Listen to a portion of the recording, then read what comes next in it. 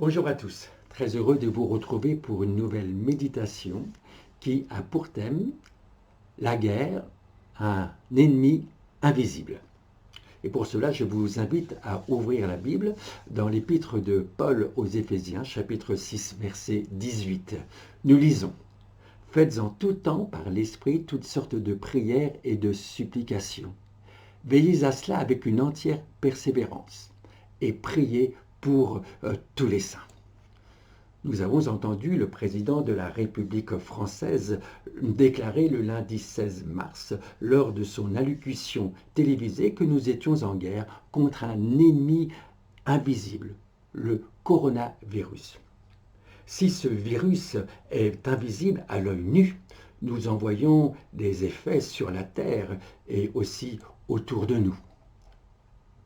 Il est un autre ennemi qui lui aussi est invisible, à l'œil nu.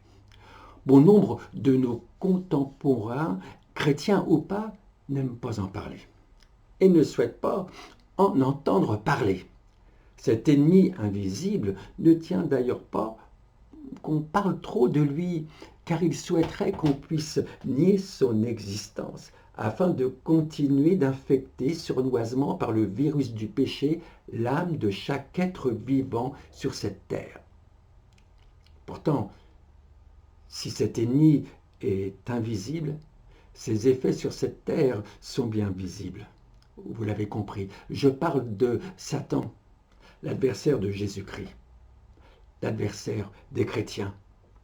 C'est pourquoi il est important de ne pas se tromper de combat. En combattant un mauvais adversaire, nous trouvons cette pensée exprimée par Paul, toujours dans l'épître aux Éphésiens, chapitre 6, verset 12. Car nous n'avons pas à lutter contre la chair et le sang, mais contre les dominations, contre les autorités, contre les princes de ce monde de ténèbres, contre les esprits méchants dans les lieux célestes. Le combat est avant tout spirituel. Le combat que nous menons n'est pas dans le monde visible, mais dans l'invisible. Nous ne luttons pas contre la chair et le sang, mais contre les dominations et les autorités, contre les princes de ce monde dans les lieux célestes. Nos armes ne sont pas charnelles, mais elles sont spirituelles pour renverser les forteresses. Ce combat étant continu, l'ignorer est extrêmement dangereux, car nous amène à ne plus lever les mains vers notre Dieu pour prier.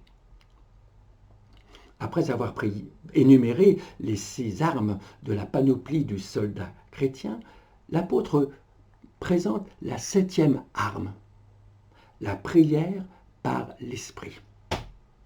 Sans vouloir chercher un sens à ce chiffre, nous savons que le chiffre 7 dans la Bible signifie la perfection. Nous pouvons donc considérer que l'armure chrétienne, avec ses 6 armes, devient parfaite avec l'ajout de la prière par l'Esprit. La prière est-elle présente dans votre vie? Avez-vous un cœur à cœur avec Dieu? Levez-vous vos mains pour crier à Dieu. La prière implique une constante, que nous pouvons d'ailleurs lire dans l'épître toujours aux Éphésiens, au chapitre 6, verset 18. Faites en tout temps par l'Esprit toutes sortes de prières et de supplications. Ne voyez pas la prière comme une pratique religieuse, mais comme un rendez-vous d'amour avec notre Père céleste. La prière nous permet d'avoir une relation avec Dieu et une vie spirituelle équilibrée, épanouie. Prenez cette excellente habitude de prier. Ce n'est pas « s'il me reste quelques minutes à la fin de la journée, je vais prier », mais avant toute chose, je fais de la prière et de la lecture de la Bible ma priorité. En parcourant la Bible et en lisant la biographie d'hommes et de femmes utilisés puissamment par Dieu, nous trouvons en chacun et en chacune ce dénominateur commun. Ils étaient des hommes, des femmes de prière. Ne pas prier en tout temps, jour après jour, par toutes sortes de prières, et notamment la supplication, c'est d'être sûr, d'être d'avance vaincu par l'ennemi invisible de notre âme.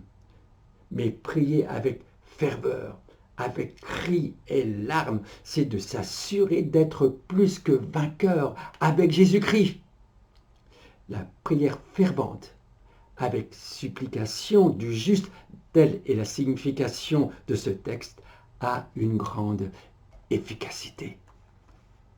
Prier devrait également devenir une habitude indispensable dans notre vie de chaque jour.